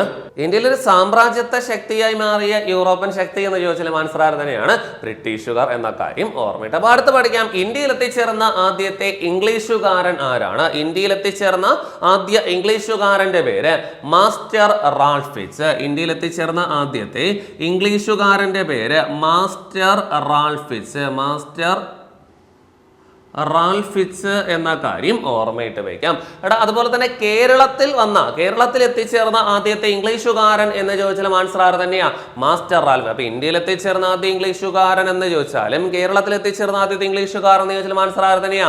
മാസ്റ്റർ റാൽഫിച്ച്. മാസ്റ്റർ റാൽഫിച്ച് ഇന്ത്യയിൽ എത്തിച്ചേർന്ന വർഷം 1583 ആണ്. വർഷം 1583 ആണ്. മാസ്റ്റർ റാൽഫിച്ച് ഇന്ത്യയിൽ എത്തിച്ചേർന്ന സ്ഥലം കൊച്ചിയാണ്. മാസ്റ്റർ റാൽഫിച്ച് ഇന്ത്യയിൽ എത്തിച്ചേർന്ന സ്ഥലം കൊച്ചിയാണ്. അദ്ദേഹം ഇന്ത്യയിലേക്ക് സഞ്ചരിച്ച കപ്പലിന്റെ പേര് ദി ടൈഗർ ആണ്. ഇന്ത്യയിൽ എത്തിച്ചേർന്ന ആദ്യത്തെ ഇംഗ്ലീഷുകാരൻ എന്ന് ചോദിച്ചാലും കേരളത്തിൽ എത്തിച്ചേർന്ന ആദ്യത്തെ ഇംഗ്ലീഷുകാരൻ എന്ന് ചോദിച്ചാലും ആൻസർ മാസ്റ്റർ റാൽഫിച്ച് ആണ്. മാസ്റ്റർ റാൽഫിച്ച് ഇന്ത്യയിൽ എത്തിച്ചേർന്ന വർഷം 1583. മാസ്റ്റർ റാൽഫിച്ച് ഇന്ത്യയിൽ എത്തിച്ചേർന്ന സ്ഥലം കൊച്ചിയാണ്. റാൽഫിച്ച് ഇന്ത്യയിലേക്ക് സഞ്ചരിച്ച കപ്പലിന്റെ പേര് ദി ടൈഗർ എന്ന കാര്യം കൂടി ഓർമ്മയിട്ട് വയ്ക്കാം. നേരെ കൊച്ചിയിലെത്തിയ റാൽഫിച്ചിനെ പോർച്ചുഗീസുകാർ ജയിലിൽ അടയ്ക്കുന്നു. കുറച്ച് വർഷങ്ങൾക്ക് ശേഷമാണ് റാൽഫിച്ചിനെ ജയിൽ മോചിതനാക്കുന്നത്. തുടർന്ന് അദ്ദേഹത്തെ ഇതിന്റെ ജന്മരാജ്യത്തേക്ക് കപ്പൽ കയറ്റി വിടുകയും ചെയ്തു. ഇവിടത്തെ വിവരങ്ങളെല്ലാം തന്നെ മാസ്റ്റർ റാൽഫിച്ച് തന്റെ രാജ്യത്ത് ഇംഗ്ലണ്ടിലെത്തുകയും അവിടത്തെ കുറച്ച് കച്ചവട വ്യാപാരികളുമായിട്ട് ഷെയർ ചെയ്യുകയും ചെയ്തു. അദ്ദേഹത്തിന്റെ കുറച്ച് നിർദ്ദേശപ്രകാരമാണ് ഒരു കൂട്ടം കച്ചവട വ്യാപാരികൾ ഇന്ത്യയിലേക്ക് എത്തുകയും അവർ കച്ചവടത്തിന് വേണ്ടി ഇന്ത്യയിൽ ആദ്യമായിട്ട് ഒരു യൂറോപ്യൻ കമ്പനി സ്ഥാപിച്ചു. അതറിയപ്പെടുന്ന പേരാണ് ഇംഗ്ലീഷ് ഈസ്റ്റ് ഇന്ത്യ കമ്പനി. നമ്മൾ വർഷം കുറച്ച് നേരത്തെ പഠിച്ചു 1600 എന്ന കാര്യം കൂടി ഓർമ്മയിട്ട്. അപ്പൊ ഇന്ത്യയിൽ കച്ചവടത്തിനായി സ്ഥാപിതമായ ആദ്യ യൂറോപ്യൻ കമ്പനി ആൻസർ ഏതെന്ന് ചോദിച്ചാൽ ഇംഗ്ലീഷ് ഈസ്റ്റ് ഇന്ത്യ കമ്പനി. ഈ നിർദ്ദേശങ്ങളെല്ലാം നൽകിയ വ്യക്തിയായിരുന്നു മാസ്റ്റർ റാൽഫിച്ച്. അതുകൊണ്ട് തന്നെ ഇദ്ദേഹത്തിന് അറിയപ്പെട്ട ഒരു വിശേഷണം കൂടി പഠിച്ചു വയ്ക്കാം. മാർഗദർശിയായ ഇംഗ്ലീഷുകാരൻ. പ്രീവിയസ് ചോദ്യമാണ്. മാർഗദർശിയായ ഇംഗ്ലീഷുകാരൻ എന്നറിയപ്പെടുന്ന വ്യക്തി ആരാണ്? ആൻസർ മാസ്റ്റർ റാൽഫിച്ച് എന്ന കാര്യം കൂടി ഓർമ്മയിട്ട് വയ്ക്കാം. അടുത്ത് ഓർമ്മിക്കേണ്ടത് ഇന്ത്യയിലാണ് കോഴിക്കോട് സാമൂതിരി. കോഴിക്കോട് രാജ്യത്തിലെ കോഴിക്കോട് കേന്ദ്രമാക്കി ഭരണം നടത്തിയ ഭരണാധികാരികൾ അറിയപ്പെട്ട പേരാണ് സാമൂതിരിമാർ. ഏത് പേരിൽ അറിയപ്പെടുന്നു? സാമൂതിരിമാരാണ്. നമുക്കറിയാം ആദ്യമായിട്ട് പോർച്ചുഗീസുകാരനായ വാസ്കോ ഡ ഗാമ എത്തുന്നത് കോഴിക്കോട് ജില്ലയില് കാപ്പാട് എന്ന സ്ഥലത്താണ്. കപ്പൽ വന്ന് ഇറങ്ങുന്നു. ആ കോഴിക്കോട് കേന്ദ്രമാക്കി ഭരണം നടത്തിയ ഭരണാധികാരികൾ അറിയപ്പെട്ട പേരാണ് സാമൂതിരിമാരാണ്. അപ്പൊ ഈ സാമൂതിരിയും വാസ്കോ ഡ ഗാമയും തമ്മിൽ വളരെയധികം വാസ്കോ ഡ അതായത് പോർച്ചുഗീസുകാരിൽ നിന്നാണ് വ്യാപാരത്തിൽ വളരെയധികം അങ്ങോട്ടും ഇങ്ങോട്ടും പരസ്പരം ഒരു ഒത്തുചേർമ ഉണ്ടായിരുന്നില്ല. അതുകൊണ്ട് തന്നെ മലബാർ മേഖലയിൽ ബ്രിട്ടീഷുകാർ എത്തിയാൽ അവിടെ അവർക്ക് വ്യാപാരം നടത്താൻ കൂടുതൽ അനുമതി ലഭിക്കുമെന്ന് മനസ്സിലാക്കി ബ്രിട്ടീഷുകാർ അവരുടെ ആദ്യകാല കേന്ദ്രങ്ങൾ മലബാർ കേന്ദ്രീകരിച്ച് ആയിരുന്നു. അങ്ങനെ ഓർമ്മയിട്ട് വയ്ക്കേണ്ടത് കോഴിക്കോട് സാമൂതിരിയുമായി വ്യാപാര കരാറിൽ ഏർപ്പെട്ട ഇംഗ്ലീഷുകാരൻ ആര്? പ്രീവിയസ് ചോദ്യമാണ്. ആൻസർ ക്യാപ്റ്റൻ കീലിംഗ് ആണ്. ആൻസർ ക്യാപ്റ്റൻ കീലിംഗ് എന്ന കാര്യം ഓർമ്മയിട്ട് വയ്ക്കുക. ഇവിടെ 2 ക്വസ്റ്റ്യൻ തിരിയാതിരിക്കേണ്ടത് കേരളത്തിൽ എത്തിച്ചേർന്ന ആദ്യത്തെ ഇംഗ്ലീഷുകാരൻ മാസ്റ്റർ റാൽഫിച്ചും വ്യാപാരത്തിനായി കേരളത്തിൽ എത്തിച്ചേർന്ന ആദ്യത്തെ ഇംഗ്ലീഷുകാരൻ ക്യാപ്റ്റൻ കീലിംഗ് ആണ്. ക്യാപ്റ്റൻ കീലിംഗ് കോഴിക്കോട് സാമൂതിരിയുമായി വ്യാപാര കരാറിൽ ഏർപ്പെട്ട വർഷം 1615. അങ്ങനെ ബ്രിട്ടീഷുകാർ പ്രതീക്ഷിച്ചതുപോലെ തന്നെ അവർക്ക് കേരളത്തിൽ ആദ്യമായിട്ട് വ്യാപാര കേന്ദ്രങ്ങൾ സ്ഥാപിക്കാൻ അനുമതി ലഭിച്ചു. ആ കേന്ദ്രങ്ങൾ പഠിച്ചിരിക്കാം. തലശ്ശേരി. ഒന്നാമത്തെ സ്ഥലം ഏതാണ്? തലശ്ശേരി, രണ്ടാമത്തത് വിഴിഞ്ഞമാണ്, രണ്ടാമത്തെ സ്ഥലം വിഴിഞ്ഞം, മൂന്നാമത്തത് അഞ്ചുതെങ്ങ്, അപ്പൊ ആദ്യകാലത്ത് കേരളത്തിൽ കച്ചവട കേന്ദ്രങ്ങൾ സ്ഥാപിക്കാൻ ബ്രിട്ടീഷുകാർക്ക് അനുമതി ലഭിച്ച കേന്ദ്രങ്ങൾ തലശ്ശേരി, വിഴിഞ്ഞം, അഞ്ചുതെങ്ങാണ്. ഇതിൽ ബ്രിട്ടീഷുകാർ ആദ്യം തിരഞ്ഞെടുത്ത പ്രദേശം അഞ്ചുതെങ്ങാണ്. അഞ്ചുതെങ്ങ്. നമ്മൾ ആദ്യം പഠിച്ചു അഞ്ചുതെങ്ങ് ആ സമയത്ത് ഏതിന്റെ ഭാഗമായിരുന്നു? വേണാടിന്റെ. അഞ്ചുതെങ്ങ് തിരുവനന്തപുരം ജില്ലയിലാണ്. തിരുവനന്തപുരം ജില്ലയിലെ ഒരു കടലോര ഗ്രാമമാണ് അഞ്ചുതെങ്ങ്. അവരുടെ കച്ചവട കേന്ദ്രങ്ങൾ സ്ഥാപിക്കാനും വൈകാലത്ത് അവരുടെ ആയുധ കേന്ദ്രമാക്കി മാറ്റാൻ ഉചിതമായ ഒരു സ്ഥലമായിരുന്നു അഞ്ചുതെങ്ങ്. തുടങ്ങിയ കാര്യങ്ങളാണ് ബ്രിട്ടീഷുകാർ അഞ്ചുതെങ്ങിനെ തിരഞ്ഞെടുക്കാൻ കാരണമായത്. ആ സമയത്ത് അഞ്ചുതെങ്ങ് വേണാടിന്റെ ഭാഗമായിരുന്നു. അങ്ങനെ ബ്രിട്ടീഷുകാർ അഞ്ചുതെങ്ങിൽ എത്തുന്നു. അതിൽ വേണാട് നാട്ടുരാജ്യത്തിലേക്ക് എത്തുന്നു. വർഷം 1684 വർഷം 1684 എന്ന കാര്യം ഓർമ്മയിട്ട് വയ്ക്കാം.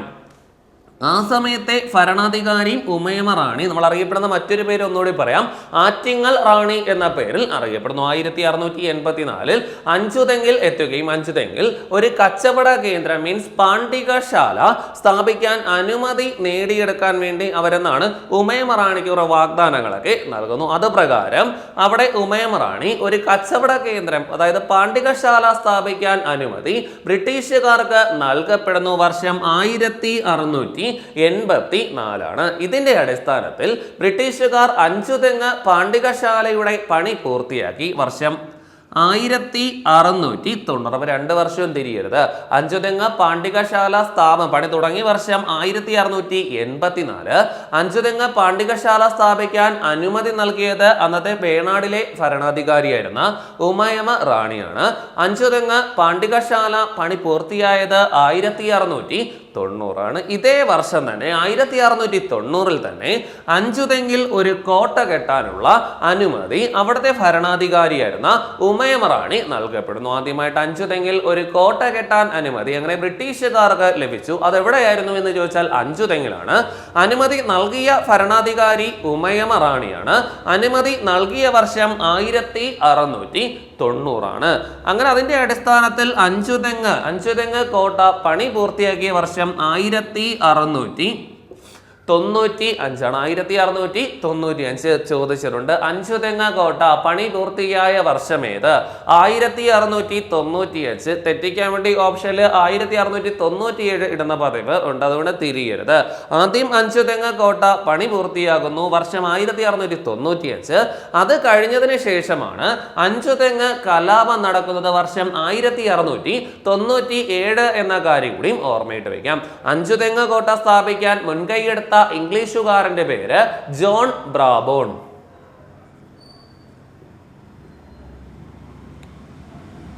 Answer John Brabourne. അഞ്ചുതെങ്ങ് കോട്ട സ്ഥാപിക്കാൻ മുൻകൈയെടുത്ത ഇംഗ്ലീഷുകാരന്റെ പേര് ജോൺ ബ്രാബോൺ. അഞ്ചുതെങ്ങ് കോട്ട പണി പൂർത്തിയായ വർഷം 1695. പ്രത്യേകതയുണ്ട്. കേരളത്തിൽ ബ്രിട്ടീഷുകാർ നിർമ്മിച്ച ആദ്യത്തെ കോട്ടയാണ് അഞ്ചുതെങ്ങ് കോട്ട എന്ന കാര്യം ഓർമ്മയിട്ട് വയ്ക്കുക. അവിടെ തെറ്റിക്കാൻ വേണ്ടി PSG ഉണ്ട്.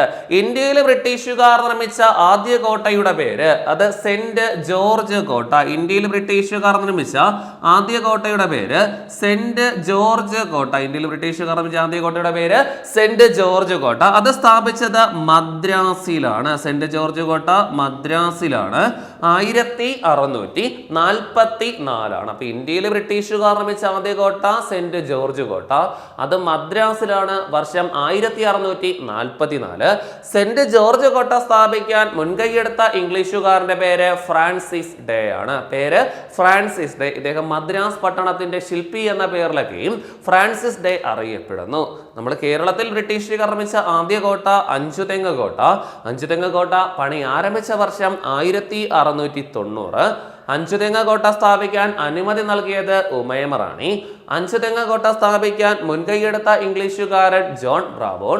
അഞ്ചുതെങ്ങ് കോട്ട പണി പൂർത്തിയായ വർഷം 1695.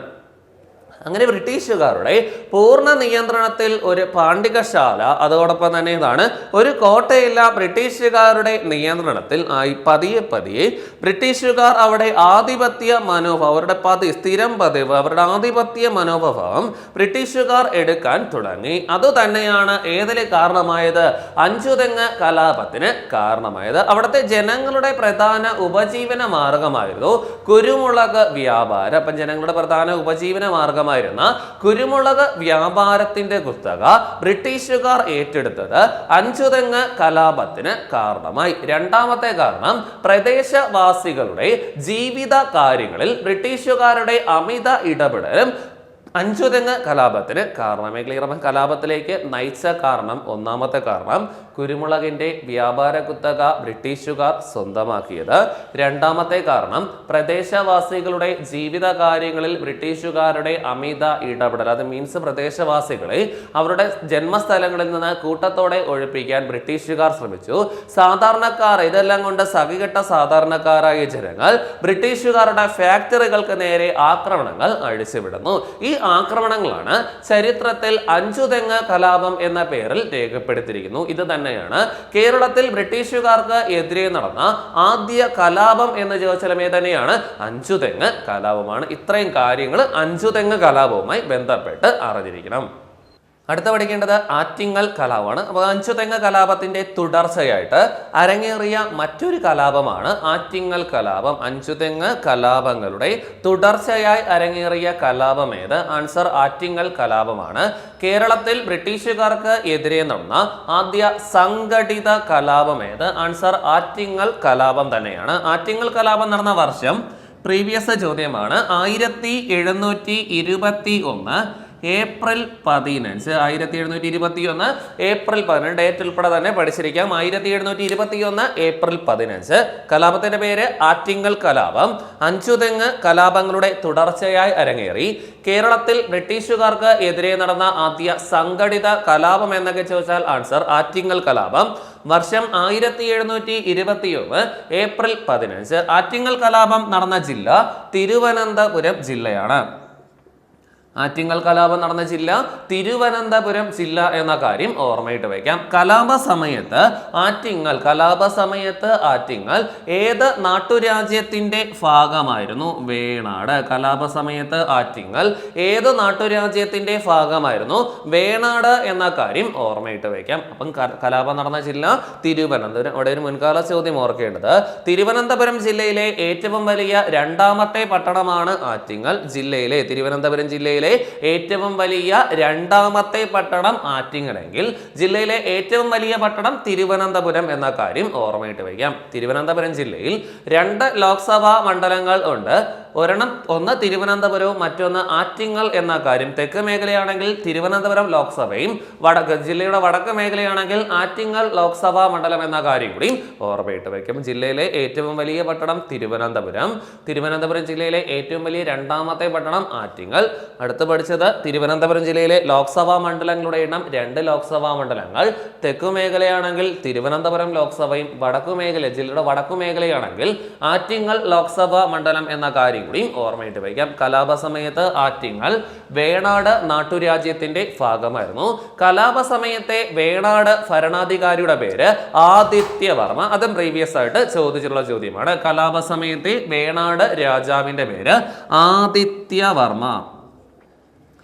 ആദിത്യവർമ്മ എന്ന കാര്യം കൂടി ഓർമ്മയിട്ട് വയ്ക്കാം. ഇനി പഠിക്കേണ്ടത് ആറ്റിങ്ങൽ കലാപത്തിലേക്ക് നയിച്ച കാരണങ്ങൾ എന്തെല്ലാമാണ്? ആറ്റിങ്ങൽ കലാപത്തിലേക്ക് നയിച്ച കാരണങ്ങൾ തുടക്കത്തിലേ പറഞ്ഞു. അഞ്ചുതെങ്ങ് കലാപങ്ങളുടെ തുടർച്ചയായി അരങ്ങേറിയ കലാപമാണ് ആറ്റിങ്ങൽ കലാപം. അതിന് തുടർച്ചയായതുകൊണ്ട് തന്നെ കലാപത്തിനുള്ള കാരണങ്ങളും അഞ്ചുതെങ്ങ് കലാപവുമായി ബന്ധപ്പെടും. ഓർമ്മയിട്ട് വയ്ക്കാം. ആറ്റിങ്ങൽ കലാപത്തിലേക്ക് നയിച്ച ഒന്നാമത്തെ കാരണം അഞ്ചുതെങ്ങിനെ ഒരു സൈനിക കേന്ദ്രമാക്കി മാറ്റി. മാറ്റിയത്. ഒന്നാമത്തെ കാരണം അഞ്ചുതെങ്ങിനെ ഒരു സൈനിക കേന്ദ്രമാക്കി മാറ്റിയത് ആറ്റിങ്ങൽ കലാപത്തിന് കാരണമായി. രണ്ടാമത്തെ കാരണം അവിടുത്തെ പ്രദേശവാസികളുടെ ജീവിത കാര്യങ്ങളിൽ, അതായത് കുരുമുളക് വ്യാപാരത്തിലായാലും ബ്രിട്ടീഷുകാർ നടത്തിയ അഴിമതിയും കെടുകാര്യസ്ഥതയും പ്രദേശവാസികളുടെ ജീവിത കാര്യങ്ങൾ ഉൾപ്പെടെ പ്രദേശവാസികൾ കുരുമുളക് കമ്പനിക്കാണ് നൽകിയിരുന്നത്. പ്രദേശവാസികൾ നൽകുന്ന കുരുമുളകിൽ അവിടുത്തെ ബ്രിട്ടീഷുകാരായ ഇടനിലക്കാരനായി നിന്ന ബ്രിട്ടീഷ് ഉദ്യോഗസ്ഥർ നടത്തിയ അഴിമതിയും കെടുകാര്യസ്ഥതയും ആറ്റിങ്ങൽ കലാപത്തിന് കാരണമായി. ക്ലിയർ. അപ്പൊ 2 പോയിന്റ് പഠിച്ചു. ആറ്റിങ്ങൽ കലാപത്തിലേക്ക് നയിച്ച കാരണങ്ങൾ: 1, അഞ്ചുതെങ്ങിനെ ഒരു സൈനിക കേന്ദ്രമാക്കി മാറ്റിയത്; 2, ബ്രിട്ടീഷ് ഉദ്യോഗസ്ഥർ നടത്തിയ അഴിമതിയും കെടുകാര്യസ്ഥതയും ആറ്റിങ്ങൽ കലാപത്തിന് കാരണമായി. മൂന്നാമത്തെ കാരണം അഞ്ചുതെങ്ങ് സൈനിക കേന്ദ്രത്തിലെ ബ്രിട്ടീഷുകാരും വേണാടിലെ പ്രമാണിമാരും തമ്മിലുണ്ടായ അഭിപ്രായ ഭിന്നതകളും ആറ്റിങ്ങൽ കലാപത്തിന് കാരണങ്ങൾ പ്രധാനമായിട്ടൊന്ന് ഓർമ്മയിട്ട് വയ്ക്കും. ഇനി പഠിക്കേണ്ടത് ആറ്റിങ്ങൽ കലാപ സമയത്തെ അഞ്ചുതെങ്ങ് സൈനിക കേന്ദ്രത്തിന്റെ മേധാവി ആരായിരുന്നു? ആറ്റിങ്ങൽ കലാപ സമയത്തെ അഞ്ചുതെങ്ങ് സൈനിക കേന്ദ്രത്തിന്റെ മേധാവി ആൻസർ ഗിഫോർഡ് ആണ്. ആൻസർ ഗിഫോർഡ് എന്ന കാര്യം ഓർമ്മയിട്ട് വയ്ക്കും. ഇനി പഠിക്കേണ്ടത് വേണാട് നാട്ടുരാജ്യത്തിലെ പ്രമാണിമാർ അറിയപ്പെടുന്ന പേര്, അല്ലെങ്കിൽ നാടുവാഴികൾ അറിയപ്പെടുന്ന പേര് എട്ടുവീട്ടിൽ പിള്ളമാർ. വേണാടിലെ പ്രമാണിമാർ അറിയപ്പെടുന്ന പേര് എട്ടുവീട്ടിൽ പിള്ളമാർ. അതായത് പണ്ട് കാലത്ത് വേണാട് രാജ്യത്തിന് നികുതി പിരിക്കാനും നാട്ടുകാര്യങ്ങളെല്ലാം കൃത്യതയോടെ നോക്കി നടത്താൻ വേണ്ടി വേണാട് രാജ്യം ചുമതലപ്പെടുത്തിയിരുന്ന രാജ്യത്തിന്റെ പല പല ഭാഗങ്ങളിൽ നിന്ന് 8 കുടുംബങ്ങളിൽ നിന്നുള്ള പ്രധാന അംഗങ്ങൾ ചേർന്നുള്ള ഒരു സൈനിക ബലമായിരുന്നു. ഒരു അംഗമാണ് ഏതുവിൽ അറിയപ്പെടുന്നത്? എട്ടുവീട്ടിൽ പിള്ളമാർ എന്ന പേരിൽ അറിയപ്പെടുന്നു. ആ കാലത്തെ ഏറ്റവും അതിശക്തന്മാരായ ഒരു സൈനിക ബലവും ആൾശക്തിയും എട്ടുവീട്ടിൽ പിള്ളമാർക്ക് ഉണ്ടായിരുന്നു. നമ്മുടെ പിള്ളമാരുമായി ബന്ധപ്പെട്ട് പഠിക്കേണ്ട 2 പ്രീവിയസ് ചോദ്യമുണ്ട്. എട്ടുവീട്ടിൽ പിള്ളമാരെ അമർച്ച ചെയ്ത തിരുവിതാംകൂർ രാജാവാര്? ആൻസർ അനിടം തിരുനാൾ മാർത്താണ്ഡവർമ്മ. എട്ടുവീട്ടിൽ പിള്ളമാരെ അമർച്ച ചെയ്ത തിരുവിതാംകൂർ രാജാവാര്? ആൻസർ അനിടം തിരുനാൾ മാർത്താണ്ഡവർമ്മ. തന്റെ രാജ്യമായ തിരുവിതാംകൂർ സ്ഥാപിക്കാൻ വേണ്ടി ഏറ്റവും കൂടുതൽ വെല്ലുവിളി ഉയർത്തിയ ഒരു കൂട്ടരായിരുന്നു എട്ടുവീട്ടിൽ പിള്ളമാർ. അതുകൊണ്ട് തന്നെ പിള്ളമാരെ പൂർണ്ണമായും അമർച്ച ചെയ്ത തിരുവിതാംകൂർ രാജാവ്? ആൻസർ ചോദിക്കാം. ആൻസർ ആര് തന്നെയാണ്? അനിടം തിരുനാൾ മാർത്താണ്ഡവർമ്മ. തായ്വേര് പൂർണ്ണമായിട്ടും ഇല്ലാതാക്കി എന്നാണ് തായ്വേര്. അനന്തരാവകാശികളെ ഒന്നുപോലും വയ്ക്കാതെ കുടുംബം പൂർണ്ണമായിട്ടും നാമവിശേഷമാക്കിയ ഭരണാധികാരിയുടെ പേരാണ് അനിടം തിരുനാൾ മാർത്താണ്ഡവർമ്മ. മാർത്താണ്ഡവർമ്മയും നിരന്തരമായിട്ട് പിള്ളമാർ വേട്ടയാടിയിരുന്നു, ആക്രമിച്ചിരുന്നു.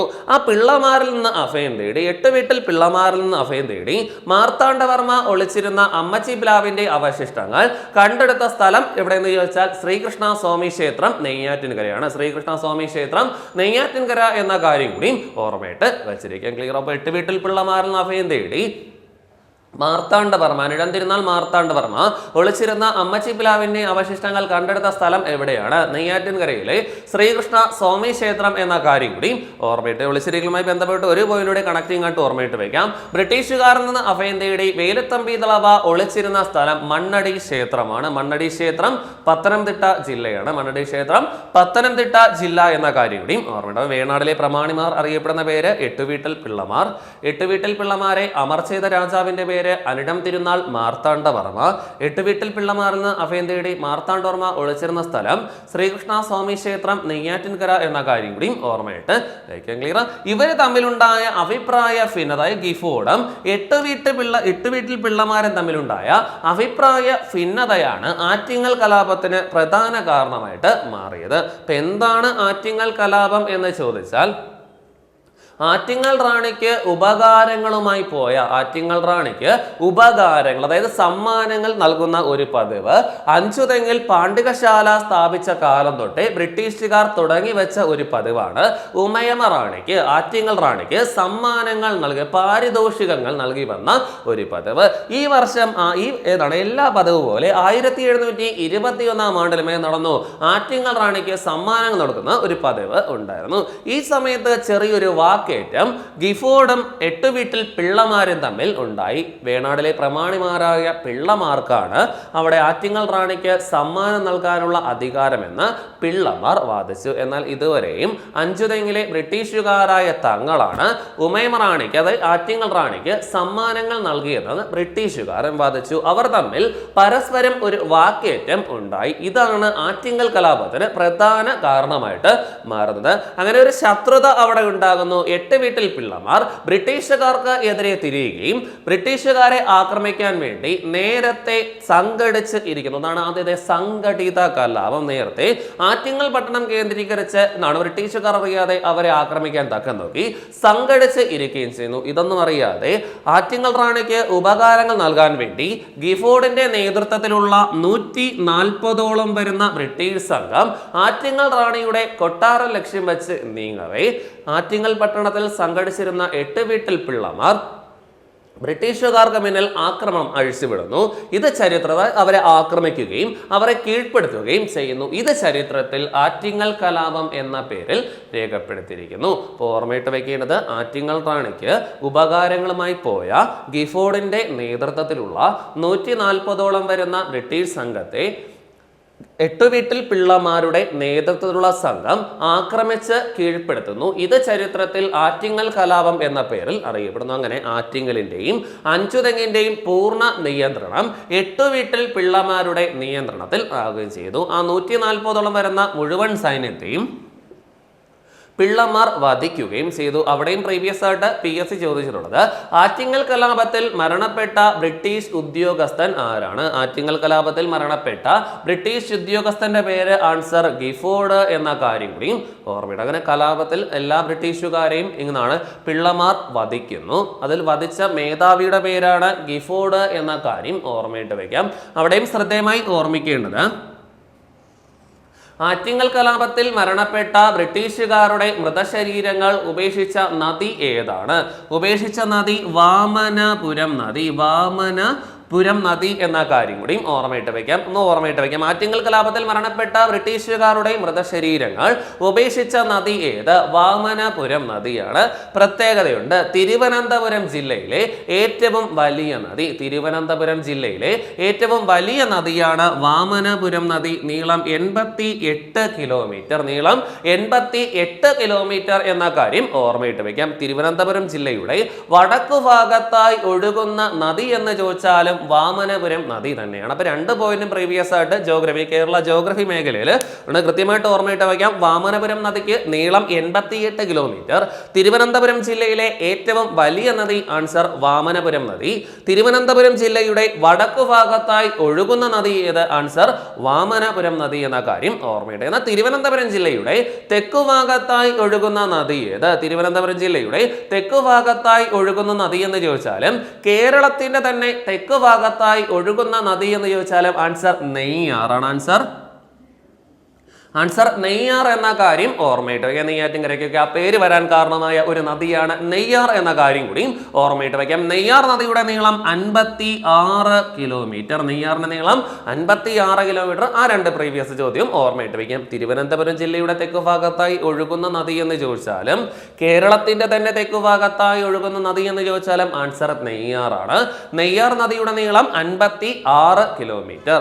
അവിടെയും ഓർമ്മയിട്ട് വയ്ക്കാം. ജില്ലയിലെ മറ്റൊരു പ്രധാനപ്പെട്ട നദിയാണ് കരമനയാർ. മൂന്നാമത്തെ മറ്റൊരു പ്രധാന നദിയാണ് ഏതാ? കരമനയാർ നീളം 66 കിലോമീറ്റർ. കരമനയാറിന്റെ നീളം 66 കിലോമീറ്റർ. അപ്പൊ നമ്മളൊരു തിരുവനന്തപുരം ജില്ലയിലെ പ്രധാന ഒരു 3 നദികൾ നമ്മൾ പഠിച്ചു. ജില്ലയിലെ പ്രധാന നദികൾ: ഒന്ന് വാമനപുരം നദി, നീളം 88 കിലോമീറ്റർ. തിരുവനന്തപുരം ജില്ലയിലെ ഏറ്റവും വലിയ നദി. തിരുവനന്തപുരം ജില്ലയുടെ വടക്കു ഭാഗത്തായി ഒഴുകുന്ന നദി. രണ്ടാമത്തെ നദിയുടെ പേര് നെയ്യാറാണ്. നീളം 56 കിലോമീറ്റർ. തിരുവനന്തപുരം ജില്ലയുടെ തെക്കു ഭാഗത്തായി ഒഴുകുന്ന നദി. കേരളത്തിന്റെ തന്നെ തെക്കു ഭാഗത്തായി ഒഴുകുന്ന നദി. ആൻസർ നെയ്യാർ എന്ന കാര്യം ഓർമ്മയിട്ടാക്കാം. അടുത്ത് പഠിച്ചു കരമനയാർ, നീളം 66 കിലോമീറ്റർ. ഒരൊറ്റ നദിയുടെ പ്രധാനമായിട്ട് ഓർമ്മയിട്ട് വയ്ക്കാം, കിള്ളി ആറാണ്. അടുത്ത നദിയുടെ പേരാണ് കിള്ളിയാർ തിരുവനന്തപുരം ജില്ലയിലെ മറ്റൊരു പ്രധാനപ്പെട്ട നദിയാണ് കിള്ളിയാറാണ്. കിള്ളിയാർ പ്രത്യേകതയുണ്ട്. തിരുവനന്തപുരം ജില്ലയിലെ ഏറ്റവും ചെറിയ നദി. കിള്ളിയാറിന്റെ പ്രത്യേകത ജില്ലയിലെ ഏറ്റവും ചെറിയ നദിയാണ് കിള്ളിയാർ. നീളം 22 കിലോമീറ്റർ. നീളം 22 കിലോമീറ്റർ എന്ന കാര്യം കൂടിയും ഓർമ്മയിട്ട് വയ്ക്കും. കിള്ളിയാർ പ്രീവിയസ് ആയിട്ട് വന്നിട്ടുള്ള ചോദ്യം ആറ്റുകാൽ ഭഗവതി ക്ഷേത്രത്തിനടുത്തുകൂടി അല്ലെങ്കിൽ ക്ഷേത്ര തീരത്തിനടുത്തുകൂടി ഒഴുകുന്ന നദി ഏത്? ആൻസർ ഏതാണ്? കിള്ളിയാർ എന്ന കാര്യം ഓർമ്മയിട്ട് വയ്ക്കാം. അപ്പോൾ ഒന്ന് ഓർമ്മിക്കേണ്ടത് 2 പോയിന്റ് കിള്ളിയാർ പഠിച്ചു. കിള്ളിയാർ നദിയുടെ നീളം 22 കിലോമീറ്റർ. തിരുവനന്തപുരം ജില്ലയിലെ ഏറ്റവും ചെറിയ നദിയുടെ പേരാണ് കിള്ളിയാർ എന്ന കാര്യം ഓർമ്മയിട്ട് വയ്ക്കാം. ആറ്റുകാൽ ഭഗവതി ക്ഷേത്രത്തിനടുത്തുകൂടി ഒഴുകപ്പെടുന്ന നദി അത് പ്രീവിയസ് ചോദ്യമാണ്. ആൻസർ ഏതാണ്? കിള്ളിയാർ എന്ന കാര്യം ഓർമ്മയിട്ട്. സ്ത്രീകളുടെ ശബരിമല എന്നൊക്കെ അറിയപ്പെടുന്നതാണ് ഏത്? ആറ്റുകാൽ പൊങ്കാല എന്ന കാര്യം കൂടി ഓർമ്മയിട്ട് വയ്ക്കുക. അപ്പൊ കിള്ളിയാർ നദിയുടെ നീളം 22. നമ്മൾ ചെറിയൊരു ടോപ്പിക്കായിട്ട് ഓർക്കാം. തിരുവനന്തപുരം ജില്ലയിലെ പ്രധാന നദികൾ. നമുക്ക് തിരിച്ചു വരാം. ആറ്റിങ്ങൽ കലാപത്തിൽ മരണപ്പെട്ട ബ്രിട്ടീഷുകാരുടെ മൃതശരീരങ്ങൾ ഉപേക്ഷിച്ച നദിയുടെ പേരാണ് വാമനപുരം നദി. ഈ മൃതശരീരങ്ങൾ ഉപേക്ഷിച്ച ഒരു കടവ് കൂടി ഓർമ്മയിട്ട് വയ്ക്കാം. കൊല്ലംപുഴ. കൊല്ലംപുഴയാണ്. അപ്പൊ ഇങ്ങനെ ചോദിച്ചിട്ടുണ്ട്, കൊല്ലംപുഴ കേരള ചരിത്രത്തിലെ ഏത് സംഭവവുമായി ബന്ധപ്പെട്ടിരുന്നു? ഡയറക്റ്റ് പ്രീവിയസ് ആണ്, കൃത്യമായിട്ട് ഓർമ്മയിട്ട് വയ്ക്കാം. കൊല്ലംപുഴ കേരള ചരിത്രത്തിലെ ഏത് സംഭവവുമായി ബന്ധപ്പെട്ടിരിക്കുന്നു? ആൻസർ ആറ്റിങ്ങൽ കലാപമാണ്. കൊല്ലംപുഴ കേരള ചരിത്രത്തിലെ ഏത് സംഭവവുമായി ബന്ധപ്പെട്ടിരിക്കുന്നു? ആൻസർ ആറ്റിങ്ങൽ കലാപമാണ്. തിരിയാത്തൊരു പോയിന്റ് ഓർമ്മിക്കേണ്ടത് കൊല്ലം യുദ്ധം. കൊല്ലം യുദ്ധം കേരള ചരിത്രത്തിലെ ഏത് സംഭവവുമായി ബന്ധപ്പെട്ടിരിക്കുന്നു? അത് കുണ്ടറ വിളംബരമാണ്. കുണ്ടറ വിളംബരം 1809 ജനുവരി 11 വേലുത്തമ്പി നടത്തിയ കുണ്ടറ വിളംബരവുമായി ബന്ധപ്പെട്ടിരിക്കുന്നതാണ് കൊല്ലം യുദ്ധം എന്ന കാര്യം ഓർമ്മയിട്ട് വെച്ചിരിക്കാൻ. ക്ലിയർ ആവൂലേ? ഇനി ഓർക്കാം. ഗിഫോർഡിന്റെ മരണത്തെ തുടർന്ന് അഞ്ചുതെങ്ങ് സൈനിക കേന്ദ്രത്തിന്റെ മേധാവി ആയ വ്യക്തിയുടെ പേര് മിഡ്ഫോർഡ്. ആൻസർ മിഡ്ഫോർഡ്. ഗിഫോർഡ് മരണപ്പെട്ടു. ഗിഫോർഡിന്റെ മരണത്തെ തുടർന്ന് അഞ്ചുതെങ്ങ് സൈനിക കേന്ദ്രത്തിന്റെ മേധാവിയായി എത്തിയ വ്യക്തിയുടെ പേര് മിഡ്ഫോർഡ് ആണ്. മിഡ്ഫോർഡ് അഞ്ചുതെങ്ങ് സൈനിക കേന്ദ്രത്തിന്റെ മേധാവിയായി എത്തുകയും കലാപം അമർച്ചാൻ കുറച്ചധികം നടപടികൾ ആര് സ്വീകരിച്ചു? മിഡ്ഫോർഡിന്റെ ഭാഗത്ത് നിന്ന് ഉണ്ടായി. എന്നാൽ കലാപം അമർച്ചാൻ ആർക്കും കഴിഞ്ഞില്ല?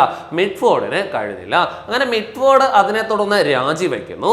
അദ്ദേഹത്തിന് പകരക്കാരനായി എത്തിയ വ്യക്തിയുടെ പേരാണ് അലക്സാണ്ടർ ഓം ആണ്. അലക്സാണ്ടർ ഓം എന്ന കാര്യം ഓർമ്മയിട്ട്. അലക്സാണ്ടർ ഓം എത്തി കലാപം അമർച്ചാൻ നടപടികളൊക്കെ സ്വീകരിച്ചു. കലാപം അമർ ചെയ്യാൻ സാധിക്കുന്നില്ല.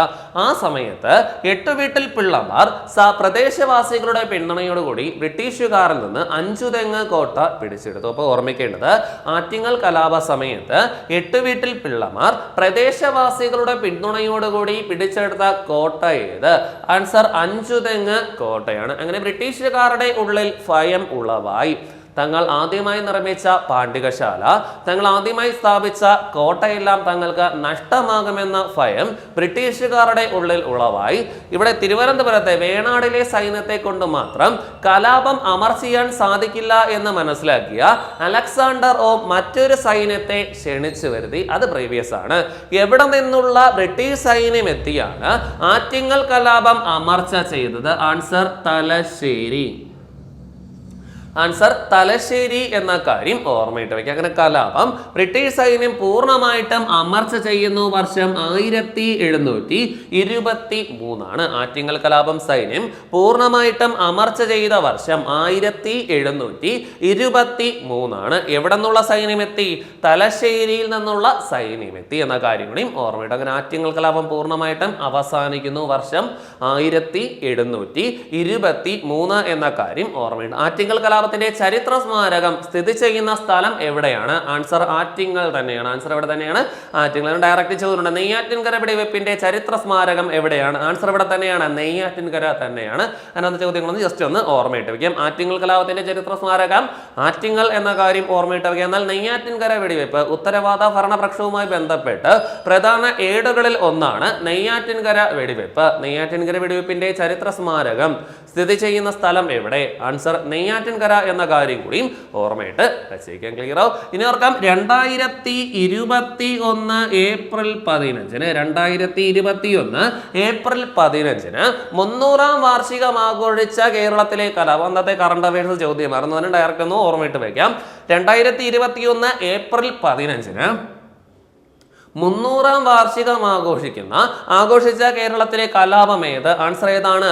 ആറ്റിങ്ങൽ കലാപം എന്ന കാര്യം കൂടി ഓർമ്മയിട്ട് വെച്ചേക്കാം. ക്ലിയർ? ഇത്രയും കാര്യങ്ങൾ ആറ്റിങ്ങൽ കലാപം ബന്ധപ്പെട്ട് പഠിച്ചിരിക്കാം. ഇനി കലാപം പൂർണ്ണമായിട്ടും അവസാനിക്കാൻ വേണ്ടി ബ്രിട്ടീഷുകാരുമായിട്ട് ഒരു ഉടമ്പടിയിൽ ഏർപ്പെടുന്നു. ആ ഉടമ്പടി വളരെ പ്രധാനമാണ്. ഉടമ്പടിയുടെ പേര് വേണാട് ഉടമ്പടി. ഉടമ്പടിയുടെ പേര്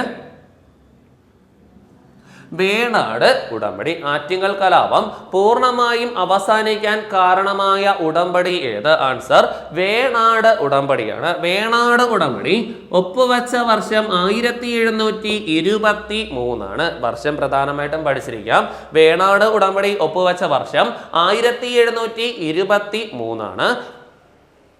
വേണാട് ഉടമ്പടിയിൽ ഇംഗ്ലീഷ് ഈസ്റ്റ് ഇന്ത്യ കമ്പനിക്ക് വേണ്ടി ഒപ്പുവെച്ച വ്യക്തിയുടെ പേര് അലക്സാണ്ടർ ഓം ആണ്. പേര് അലക്സാണ്ടർ ഓം. വേണാട് ഉടമ്പടിയിൽ ഇംഗ്ലീഷ് ഈസ്റ്റ് ഇന്ത്യ കമ്പനിക്ക് വേണ്ടി ഒപ്പുവെച്ച വ്യക്തിയുടെ പേര് അലക്സാണ്ടർ ഓം എന്ന കാര്യം ഓർമ്മയിട്ട് വയ്ക്കുക. എന്നാൽ വേണാട് ഉടമ്പടിയിൽ വേണാട് നാട്ടുരാജ്യത്തിന് വേണ്ടി ഒപ്പുവെച്ച വ്യക്തിയുടെ പേര് അനിഴം തിരുനാൾ മാർത്താണ്ഡവർമ്മ. ആൻസർ അനിഴം തിരുനാൾ മാർത്താണ്ഡവർമ്മ. അവിടെ ഓപ്ഷനിൽ തെറ്റിക്കാൻ വേണ്ടി ഓപ്ഷനിൽ ആദിത്യവർമ്മ കൗണ്ട് ആയിരിക്കും. അത് കൃത്യമായിട്ട് പഠിച്ചിരിക്കാം.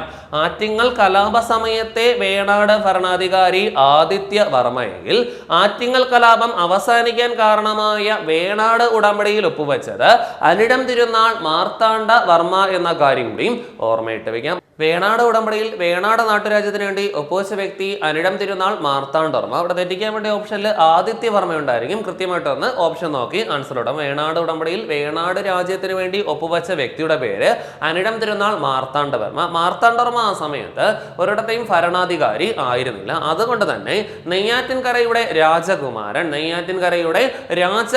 അല്ലെങ്കിൽ വേണാടിന്റെ യുവരാജാവ് എന്നർത്ഥത്തിൽ നെയ്യാറ്റിൻകരയുടെ രാജകുമാരൻ എന്ന പേരിലാണ് അനിഴം തിരുനാൾ മാർത്താണ്ഡവർമ്മ വേണാട് ഉടമ്പടിയിൽ ഒപ്പുവയ്ക്കുന്നത്. വർഷം 1723 എന്ന കാര്യം കൂടി ഓർമ്മ. മാർത്താണ്ഡവർമ്മയ്ക്ക് ഇഷ്ടമുള്ള ഒരു പ്രദേശങ്ങളിലൊന്നായിരുന്നു നെയ്യാറ്റിൻകര. അതുകൊണ്ട് തന്നെ നെയ്യാറ്റിൻകരയുടെ രാജകുമാരനാണ് താനെന്ന് സ്വയം വിശേഷിപ്പിച്ച ഭരണാധികാരി ആൻസർ ആര് തന്നെയാണ്?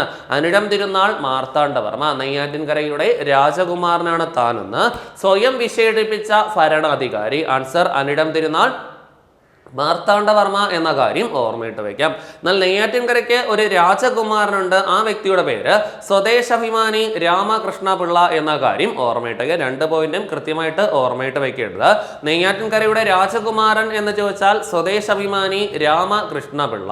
എന്നാൽ നെയ്യാറ്റിൻകരയുടെ രാജകുമാരനാണ് താനെന്ന് സ്വയം വിശേഷിപ്പിച്ച ഭരണാധികാരി ആര്? ആൻസർ അനിഴം തിരുനാൾ മാർത്താണ്ഡവർമ്മ എന്ന കാര്യം ഓർമ്മയിട്ട് വയ്ക്കാം. സ്വദേശാഭിമാനി. തിരുവിതാംകൂറിൽ നിന്ന് നാടുകട ആദ്യത്തെ പത്രപ്രവർത്തകൻ ആൻസർ ആർ തന്നെയാണ്? സ്വദേശാഭിമാനി രാമകൃഷ്ണപിള്ള. ദൈവം തെറ്റ് ചെയ്താലും ഞാനത് റിപ്പോർട്ട് ചെയ്യും. ആരുടെ വാക്കുകളാണ്? ആൻസർ സ്വദേശാഭിമാനി രാമകൃഷ്ണപിള്ളയുടെ വാക്കുകൾ എന്ന കാര്യം കൂടി ഓർമ്മയിട്ട് വയ്ക്കാം. ആ 2 പോയിന്റും കൃത്യമായിട്ട് ഒന്ന് പഠിച്ചിരിക്കാം. ഓർക്കാം. വേണാട് ഉടമ്പടി ഒപ്പുവെച്ച വർഷം 1723. വേണാട് ഉടമ്പടിയിൽ ഇംഗ്ലീഷ് ഈസ്റ്റ് ഇന്ത്യ കമ്പനിക്ക് വേണ്ടി ഒപ്പുവെച്ച വ്യക്തി അലക്സാണ്ടർ ഓം.